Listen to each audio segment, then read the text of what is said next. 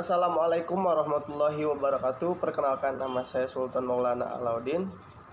NPM saya 1910631240033. Program studi Ilmu Keolahragaan, Fakultas Ilmu Kesehatan, Universitas Singapura Bangsa Karawang. Pada video kali ini, saya akan menjelaskan tugas yang diberikan oleh dosen pengempu saya, yaitu Pak Deden Akbar Izanuddin SPD MPD, di mana tugas itu untuk dijadikan PPT dan video. Dan video ini yang berjudul Latihan Fisik Cabang Olahraga Permainan Bola Basket. Baik, menurut Deden Akbar Izanuddin, tahun 2020, suatu proses yang sistematis dilakukan berulang-ulang kian bertambah bebannya. Artinya, dalam mendapatkan sesuatu, kita harus dapat berlatih secara sistematis dan terprogram. Tidak hanya sesekali untuk berlatih saja. Jadi, selalu ada tingkatan beban-bebannya. Jadi, nggak cuma harus latihan satu itu aja. Jadi, latihannya bertahap, dari yang ringan menjadi yang tinggi, dari yang standar menjadi yang wow gitu jadinya. Gitu teman-teman. Untuk selanjutnya saya akan menerangkan suatu konsep dari Majelis Co, yaitu menurut Majelis Co tahun 2003. Beberapa konsep. Yang pertama adalah adaptation, overload, progression, spesifikasi, individuality, sama reversibility. Dari 6 aspek itu saya telah membuat menjadi beberapa pertanyaan dan penjelasan. Penjelasannya itu seperti: pertama, konsep struktur dalam latihan fisik dalam bola basket. Yang pertama, penyesuaian latihan fisik permainan bola basket. Kedua, macam-macam latihan fisik permainan bola basket. Ketiga, perkembangannya. Keempat, kekhususannya. Kelima, individualnya. Sama keenam, prinsip dalam latihan fisiknya. Baik, dari setiap konsep tersebut saya sudah memaparkan setiap konsep dari 1 sampai 6 tersebut. Yang pertama, langkah-langkah dalam persiapan fisik. Yaitu yang pertama, penyesuaian latihan fisik dan dibentuk menjadi langkah-langkah dalam persiapan fisik. Persiapan fisik secara menyeluruh adalah bagian yang mendasar. Jadi kalau mempersiapkan fisik itu adalah suatu hal yang mendasar, tidak seperti kayak kita pengen berolahraga. Itu hal yang mendasar itu apa aja sih? Untuk syarat awal menentukan spesialis olahraga kita ini, untuk menjadi kesiapan seorang atlet itu, persiapan fisik kita itu harus seperti apa? Itu pertama. Kedua, sekalipun seorang atlet yang sedang berkembang selalu menjaga programnya. Walaupun kalian yang mendengarkan saya ini, nonton video ini, walaupun kalian orang atlet atau mahasiswa siapa, kalian harus tetap menjaga program-program latihan Anda. Seperti, saya mau jadi ini, tiba-tiba latihan cuma 1 kali doang. Itu salah. Kalian punya tahapan-tahapan untuk latihan. Tuh. Dan harus merupakan basis bagi perkembangan spesialis. Nah itu, maksud dari perkembangan basisnya itu, basis perkembangan spesialis itu, kalian difokuskan untuk apa nih? Jadi jangan cuma kita mau latihan seperti latihan basket saja, tidak. Kita latihan seperti kelenturan saja, tidak. Kita latihan untuk fokus untuk spesialis latihan bola saja, tidak. Tapi kita harus mengetahui program-program apa saja yang menyeluruh untuk mengembangkan basis perkembangan spesialis kita. Contohnya misalkan saya ingin spesialis di bidang cabang olahraga bola basket. Berarti saya harus spesialis dalam hal tersebut, sebagai ahlinya dalam hal tersebut, dan mengetahui bidang-bidang fisik-fisik apa saja yang harus saya ketahui. Seperti itu. Dilanjut, selalu ada interdependensi, saling ketergantungan antara sistem organ manusia. Maksud di sini adalah sistem saling ketergantungan adalah kita harus mengetahui kondisi kita harus seperti apa, beban kita seperti apa yang harus kita tempuh, yang harus kita ketahui. Jangan asal latihan, tiba-tiba kita latihan berat, tiba-tiba tercapek, rusak, itu salah. Kita harus tahu ketergantungan kita apa dulu. Kayak misalkan kita punya suatu penyakit dalam, dan kita tidak bisa melakukan suatu hal yang olahraga yang harus seperti itu. Jadi kita seperti itu tuh maksudnya kita kayak kita bermain latihan fisik, cuma bukan bagian kita, kayak ngangkat barbel berapa kilogram seberat mungkin cuma dipaksa untuk diangkat. Nah itu salah, karena itu bukan bagian kita. Sesuaikan dengan diri kita. Misalkan kalian berat badannya atau tinggi badannya, sesuaikan diri kalian, kuat atau tidak. Saya kuat dan bertahap. Stamina itu dan kekuatan, kelenturan, balancing itu harus bertahap, tidak semata-mata langsung dikerjakan. Selanjutnya, suatu bentuk latihan selalu menentukan kerjasamanya yang harmonis. Jadi di sini kerjasamanya saling mengaitkan, saling sistematis. Tidak hanya kita latihan itu saja. Untuk latihan fisik kuat stamina aja. Nah, meskipun seorang jika mempunyai suatu spesialisasi keterampilan, dia melibatkan diri dalam berbagai kegiatan fisik sehingga mengalami perkembangan yang menyeluruh dalam unsur-unsur kemampuan fisiknya. Nah, sekarang saya ke tahap selanjutnya, yaitu kebutuhan dalam latihan fisik. Kebutuhan latihan fisik itu maksudnya apa sih? Jadi dalam kita untuk melatih fisik, kita harus punya kebutuhan. Kebutuhannya itu apa aja? Contoh pertama kayak stamina, kedua kekuatan, ketiga kecepatan, kelincahan, kelenturan, dan keseimbangan. Kalau untuk kita melatih seperti itu, kita harus mempunyai konsep tersebut. Pertama, konsep kita untuk melatih apa dulu nih? Latihan fisik apa dulu nih? Oh, stamina berarti kita bikin program untuk mencapai stamina kita sampai standar di mana kita menjadi seorang atlet profesional atau nasional sampai profesional. Kedua kan ada kekuatan kita sampai mana nih? Begitu pun sama kayak stamina, kecepatan, kelenturan, kelincahan, dan keseimbangan. Dan dalam penjelasan tersebut nih, dalam latihan stamina kan itu yang dimaksud dengan stamina adalah daya tahan lama organisme manusia untuk melawan kelelahan dalam batas waktu tertentu, di mana aktivitas dilakukan dengan intensitas tinggi, tempo tinggi, frekuensi dan tinggi, dan selalu menggunakan power. Itu adalah stamina, kekuatan, dan agar kita tidak down. Dan untuk stamina ini dijaga. Kadang stamina ini kita sudah latihan stamina berbulan-bulan, 3 bulan, itu selalu kita jaga. Jangan sampai kita 1 kali atau 2 hari full, 5 hari kita cukup istirahat, itu tidak beraktivitas sama sekali, itu stamina kita berubah menjadi 0 kembali. Dilanjut dengan latihan kekuatan. Penjelasan maksud latihan kekuatan ini apa sih?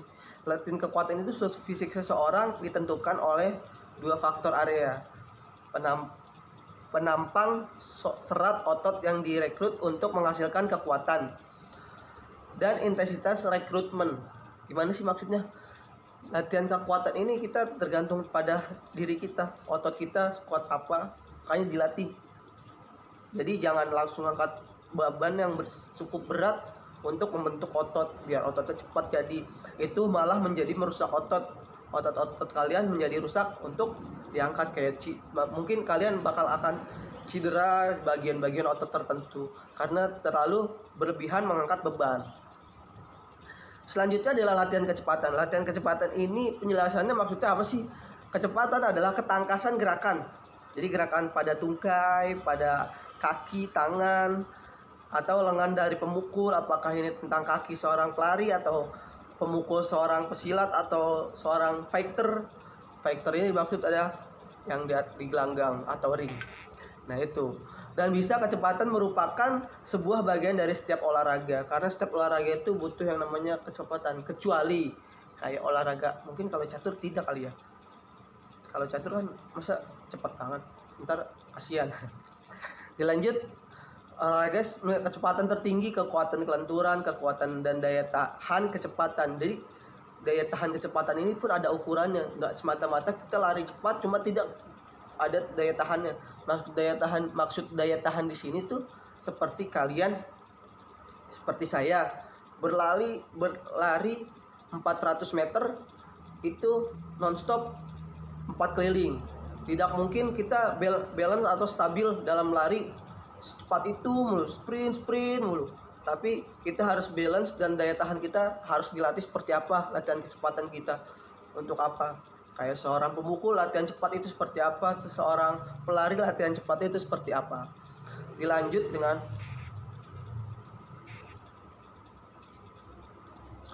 dan kelenturan. Latihan kelenturan ini seperti apa sih? Latihan kelenturan merupakan kemampuan otot-otot dan sendi tubuh dalam melakukan gerak secara optimal. Maksudnya ini gerak secara optimal, jadi lentur gitu. Kayak gerakan kita, jari-jari kita atau badan kita seperti kayak orang joget. Nah, itu kan badannya pasti lentur. Orang menari itu kan badannya lentur. Nah, di situ kita bisa mengambil contoh bagian-bagian untuk melatih kelenturan itu seperti apa.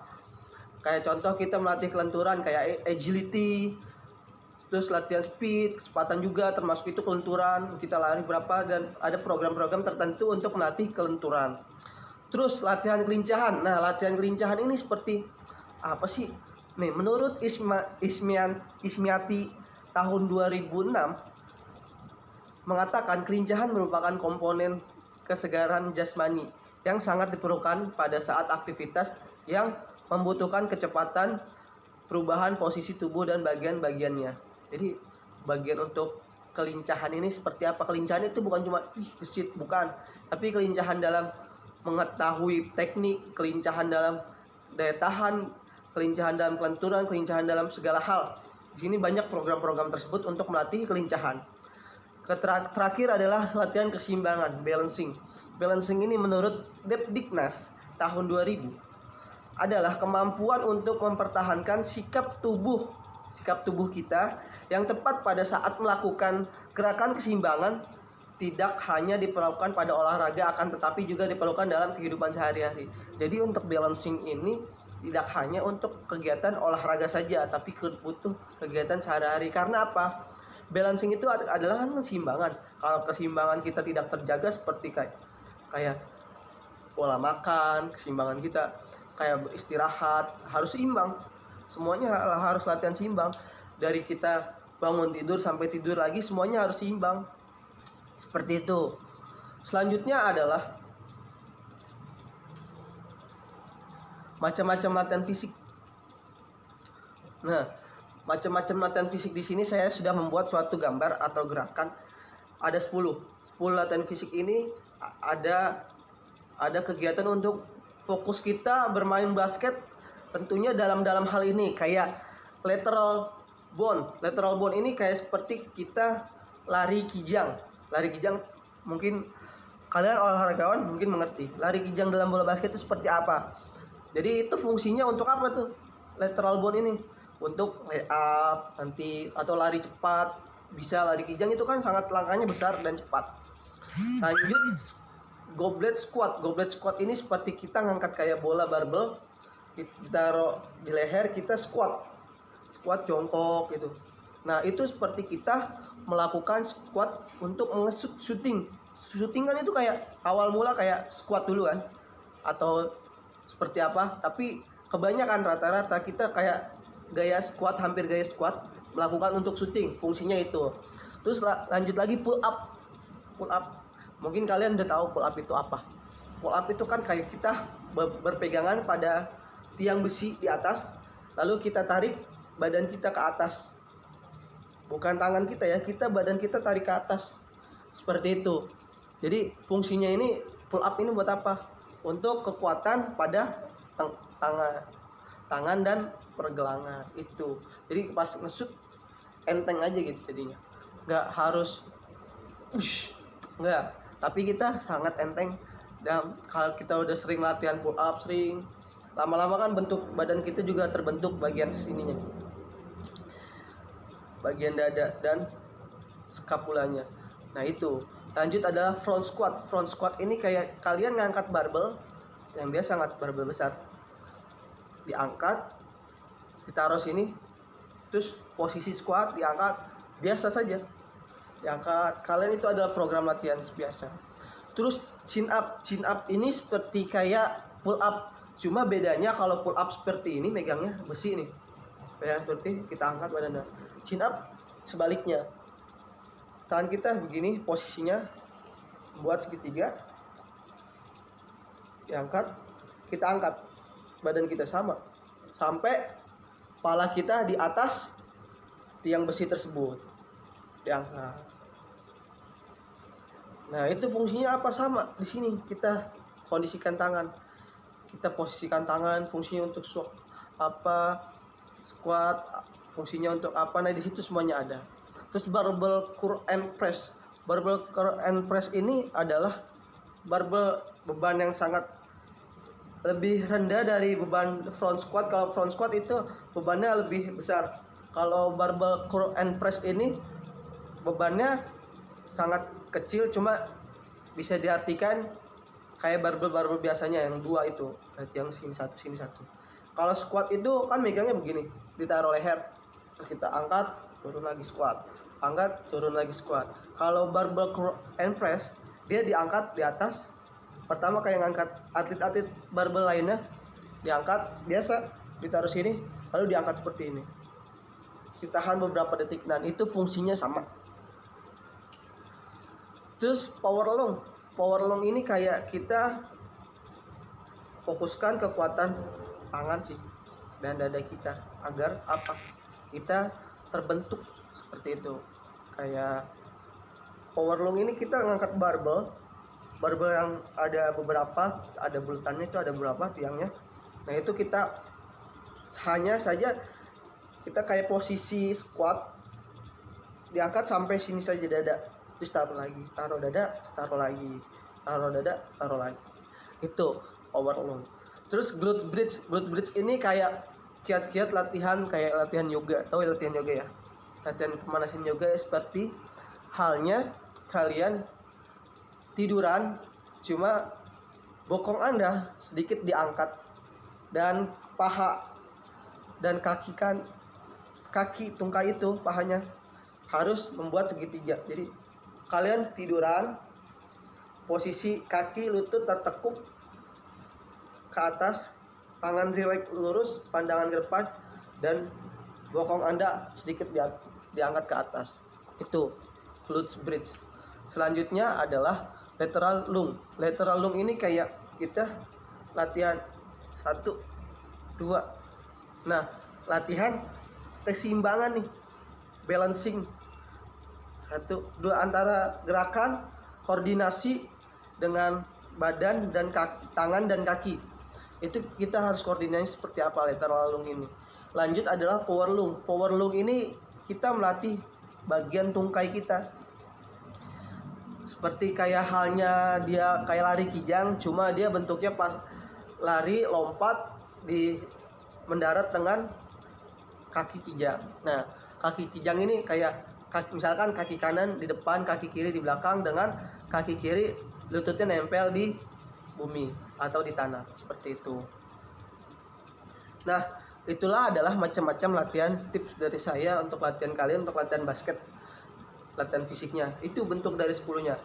Terus lanjut adalah perkembangan latihan fisik dalam permainan bola basket. Latihan perkembangan permainan. Nah, maksudnya apa sih awalan dari perkembangan latihan fisik itu? Untuk tadi kan sudah disebutkan awalan dari latihan fisik itu apa aja untuk seorang atlet, untuk seorang pemula seperti apa. Nah, sekarang aturannya. Aturan untuk perkembangan latihan fisik.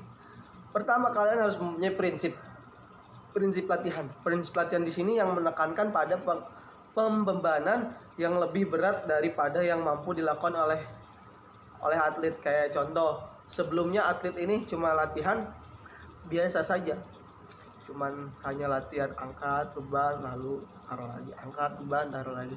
Cuma di sini sekarang kita tingkatkan bebannya. Sama kan sehalnya kita latihan dari awal. Kita contoh pesilat ini kan kita ambil contoh latihan biasa dan kita bertanding sama orang yang biasa juga. Tapi pada saat ajang terbesar kita tidak ada yang tahu porsi latihan itu seperti apa. mereka latihannya seperti apa, kita latihannya seperti apa, seperti itu. Lalu beban tersebut harus masih berada dalam batas-batasnya. Jangan sampai kelewat batas, karena kalau beban tersebut kelewat batas, kita otot yang atlet yang sudah dilatih seperti itu akan terjadinya cedera. Makanya jangan sampai batas-batas atlet kita harus mengetahui. Sebagai seorang pelatih pun kita harus mengetahui, dan kita sebagai atlet pun harus, kalau memang sudah tidak bisa, tidak sanggup, disudahkan saja, daripada kita harus cedera untuk selamanya dan tidak bisa jadi apa-apa lagi. Dan selanjutnya adalah dilakukan secara bertahap. Jangan langsung semuanya dalam satu hari full. Kita kan punya waktu yang namanya periode atau tangga untuk latihan, bertahap aja, satu. Jangan langsung kita dari tangga 1 ke tangga ke 10. Jangan. Kita santai, tapi latihan kita fokus, dan targetnya itu apa untuk mendapatkan dari latihan fisik tersebut. Kita latihan bola basket, kita udah latihan semacamnya, udah program, cuma kita tidak punya target untuk juara, itu percuma. Jadi kita latihan pun harus bertarget. Nah, dan jangan lupa istirahat yang cukup dalam keseharian sudah berlatih. Walaupun kita berlatih setiap hari, sehari 3 kali, itu pun tetap ada jeda waktu istirahatnya. Tidak seakan semata-mata kita harus latihan setiap hari. Seperti itu guys. Terus lalu hari-hari latihan berat harus diselingi dengan hari-hari latihan ringan. Jadi kita nggak selamanya atau kita harus latihan berat mulu, tidak. Kita harus diselingi. Pertama selingi latihan berat, latihan ringan, berat, ringan. Gitu, jangan berat mulu. Kayak kita lari, besok lari, setiap hari larinya dari jauh 5 kilo. Bertahap aja dulu. Pertama 1 kilo, naik lagi 2 kilo, naik lagi 3 kilo, naik lagi 4 kilo, bertahap. Jadi jangan semata-mata kita latihan berat mulu, jangan itu. Terus jangan lupa direncanakan latihan ini. Jadi kalau sudah direncanakan latihan ini, kalian tuh tetap harus fokus dalam program kalian. Kalau kalian struktur latihan, program kalian struktur, perencanaan kalian terjamin, dan itu kalian pasti akan mendapatkan hasil yang memuaskan. Dan hasil yang kalian, walaupun memang sulit, tapi coba lakukan program kalian. Baik, selanjutnya adalah kekhususan dalam latihan fisik ini, latihan fisik dalam bola basket. Menurut Nongres tahun 1987, dalam pompa, kebanyakan atlet Soviet kuat dalam multilateral development. Atlet mulai berlatih pada usia 7-8 tahun dengan berbagai cabang olahraga: soccer, cross country, skiing, running, skating, swimming, and scaling. Dan mulai 10-13 tahun juga mulai beradaptasi dalam tim sport, gimnastik, rowing, and track and field. Lalu program spesialisasi dimulai pada usia 15-17 tahun. Performa terbaik di mana para atlet memperoleh setelah 5-8 tahun spesialisasinya. Jadi dalam latihan itu ada tahap-tahapannya dari umur, bahkan dari kita lahir pun kita sudah terstruktur dari umur 15-6, 7-8, 10-13, 15-17, dan itu sudah terbentuk. Dan jadinya pas umur di 17 tahun kalian sudah menjadi profesional. Bahkan sebelum umur 17 tahun sudah menjadi profesional.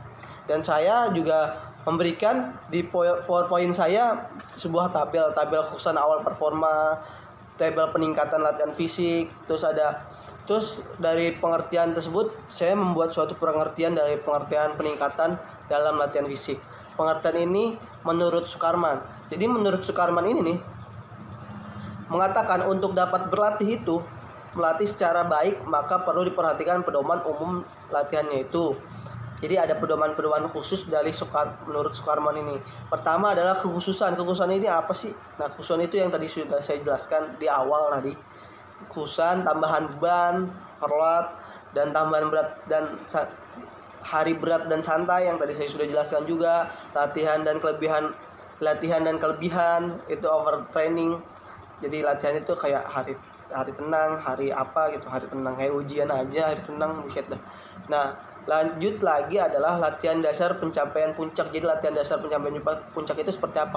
Kalau kita latihan dasar kayak kita latihan fisik stamina, wah stamina kita sudah ada nih. Terus mau seperti apa nih? Kita pelihara, kita jaga. Peliharanya seperti apa? Nah itu kalian harus cari tahu juga. Latihan pelihara fisik stamina sesuatu yang kita dapat dengan latihan cara peliharanya seperti apa. Ada di penjelasan selanjutnya nanti. Terus latihan asal. Jadi setelah kita sekian lama latihan banyak beban dari semua, kita selalu kembali ke latihan asal kita. Jangan sampai kita terus top di top mulu sampai lupa untuk istirahat apa. Itu namanya latihan kembali ke asal. Lanjut yang kelima, individuality dalam latihan fisik ini. Di sini juga ada latihan individual kan itu kita sendiri ya, seseorang, tidak ada berdua. Kalau berdua beda lagi namanya. Dan kalau di individuality ini adalah tidak ada dua orang yang merupakan dan tidak ada pula dua orang atau lebih yang secara psikologisnya maupun fisiologisnya sama.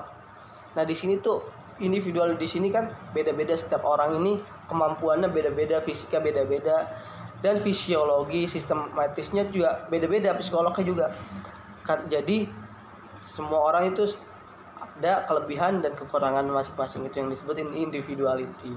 Lalu ada latihan selalu akan merupakan suatu persoalan pribadi bagi setiap atlet. Jadi setiap atlet itu kan kita mempunyai pribadi masing-masing, persoalan masing-masing di setiap individu agar tujuan latihannya dapat seluruh mungkin tercapai. Tergantung pada kondisi atlet ketika memulai latihan, kondisi atlet, terus genetik dan usia dan gender, seperti itu guys. Terus yang terakhir nih, prinsip dalam latihan fisik permainan bola basket. Dalam suatu latihan, dalam bermain, dalam apa latihan pun kita harus mempunyai prinsip individualisasi. Yang pertama, pro kondisi atlet ketika memulai latihan. Atlet seperti apa? Jadi kita sebagai coach atau atlet, kita harus mengetahui pro kondisi atlet kita ketika memulai latihan.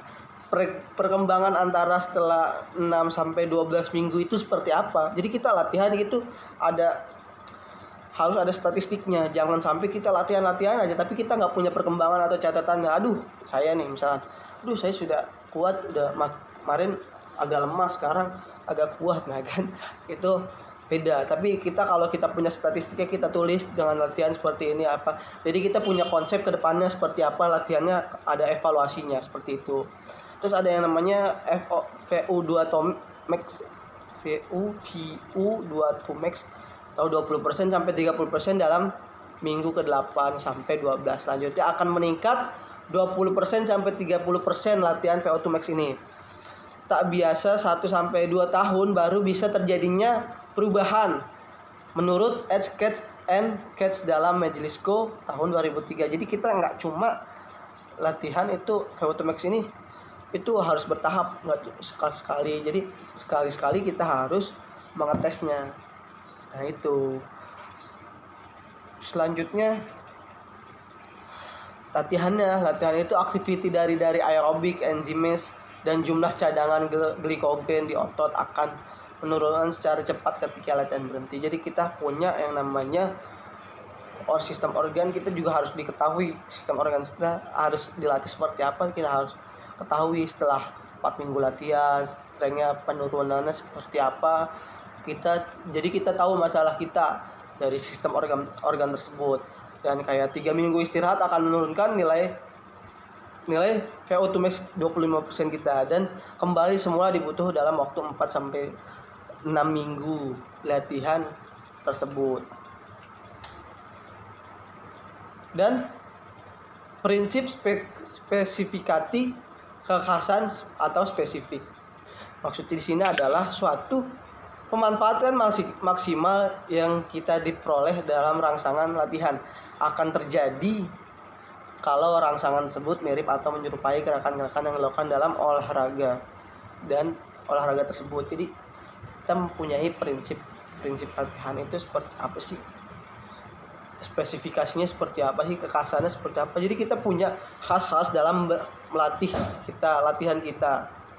Terus apa nih gerakan yang diperbaiki? Harus ada keterampilannya, kemiripannya dengan gerakannya, yang dibuka secara cabang olahraganya, baik dalam sumber energi yang digunakan maupun dalam penggunaan otot-ototnya.